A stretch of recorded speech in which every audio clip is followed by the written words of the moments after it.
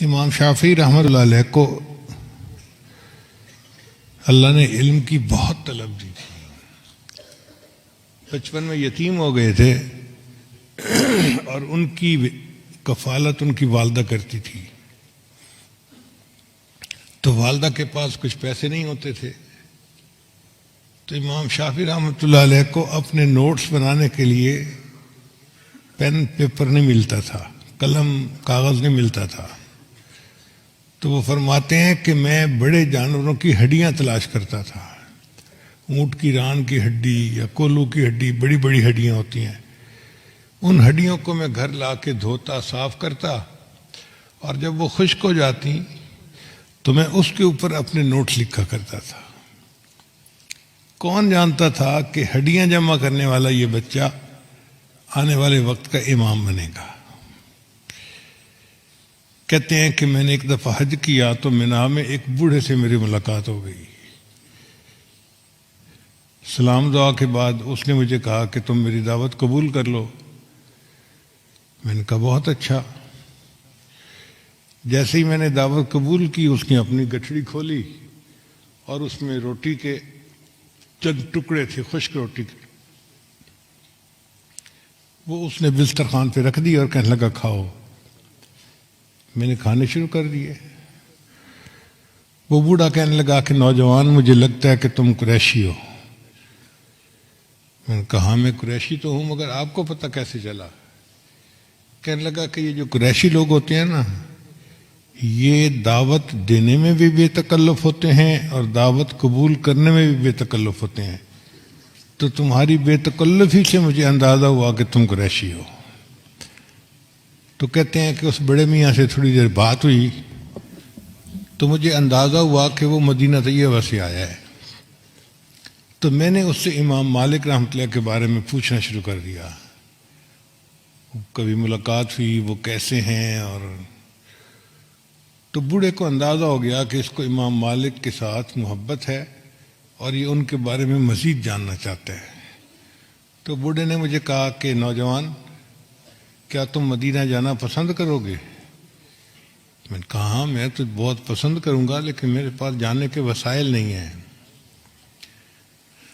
اس نے کہا کہ ہمارے ساتھ ایک حاجی آیا تھا بھورے اونٹ پہ سوار ہو کر، وہ فوت ہو گیا اور اب اس کا اونٹ خالی واپس جائے گا۔ اگر تم کہو تو میں اس کے رشتہ داروں سے بات کر لوں کہ اونٹ پہ تمہیں سوار ہونے کی اجازت دیں، تو تم قافلے کے ساتھ مکہ سے مدینہ پہنچ جاؤ گے۔ امام شافعی فرماتے ہیں کہ مجھے بہت خوشی ہوئی کہ ویسے تو میں جا نہیں سکتا، قافلے کے ساتھ سفر آسان ہوگا، تو میں نے حامی بھر لی کہ ٹھیک ہے میں چلتا ہوں۔ فرماتے ہیں کہ میں قافلے کے ساتھ مکہ سے مدینہ گیا۔ اس زمانے میں سڑکیں نہیں ہوتی تھیں، گرمی کا سفر ہوتا تھا، پہاڑ پہ چڑھتے تھے پھر اترتے تھے، پھر چڑھتے تھے پھر اترتے تھے، مشقت کا سفر ہوتا تھا۔ تو امام شافعی رحمۃ اللہ فرماتے ہیں کہ ہمیں مکہ مکرمہ سے مدینہ جانے میں 16 دن لگے اور میں نے 16 دنوں میں 16 مرتبہ قرآن مجید کو مکمل پڑھ لیا۔ فرق کا اندازہ لگائیے، ہم عمرے پر جاتے ہیں اور 15-16 دن میں ایک قرآن ختم کر کے نہیں آتے، اور انہوں نے 16 دن میں 16 مرتبہ قرآن مجید کو مکمل پڑھ لیا۔ فرماتے ہیں جب مسجد نبی پہنچے تو جماعت ہو رہی تھی تو ہم جماعت میں شامل ہو گئے۔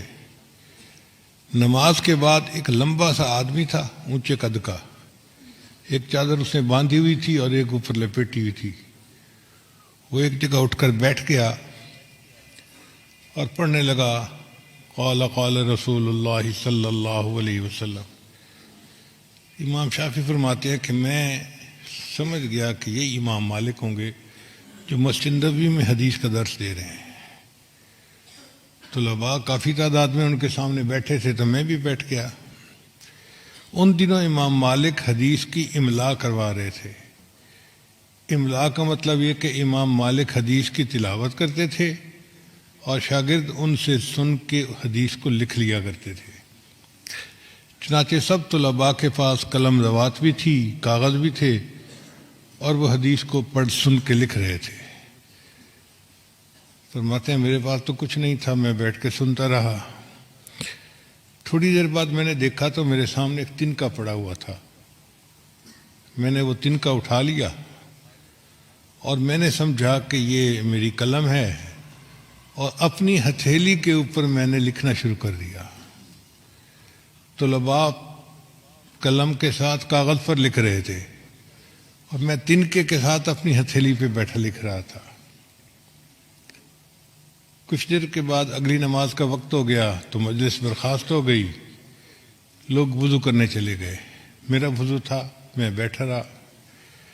تو امام مالک رحمۃ اللہ علیہ نے مجھے بیٹھے دیکھا تو اشارہ کر کے بلایا، نوجوان میرے پاس آؤ۔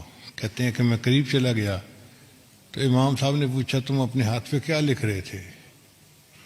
میں نے کہا جی جو آپ احادیث لکھوا رہے تھے طلباء تو کاغذ قلم کے اوپر ساتھ لکھ رہے تھے اور میں اپنی ہتھیلی پہ لکھ رہا تھا۔ امام مالک نے ہتھیلی دیکھی تو اس پہ تو کچھ نہیں لکھا ہوا تھا۔ تو امام مالک خفا ہونے لگے کہ یہ تو حدیث مبارکہ کے ادب کے خلاف ہے، آپ نے یہ کیا کیا؟ تو امام شافعی کہتے ہیں کہ میں نے کہا کہ حضرت میں مسافر ہوں، طالب علم ہوں، اور میرے پاس قلم کاغذ نہیں ہے۔ آپ حدیث کی املا کروا رہے تھے اور میرا دل چاہ رہا تھا کہ میں بھی لکھوں،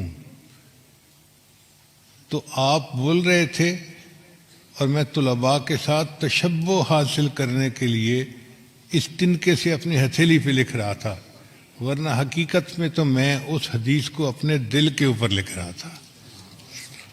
تو امام مالک رحمۃ اللہ نے جب یہ سنا تو مطمئن ہو گئے، فرمانے لگے اچھا اس مجلس میں نے 100 احادیث لکھوائی ہیں، اگر تم مجھے آدھی حدیث بھی سنا دو نا تو میں جانوں۔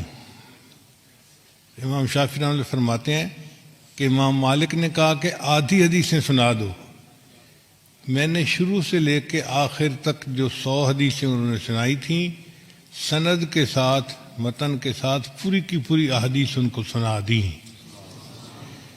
طلباء ایسے ہوتے تھے، استاد سے ایک دفعہ سنتے تھے اور وہ ان کے دل پہ لکھا جاتا تھا، ازبر ہو جاتا تھا، یاد ہو جاتا تھا۔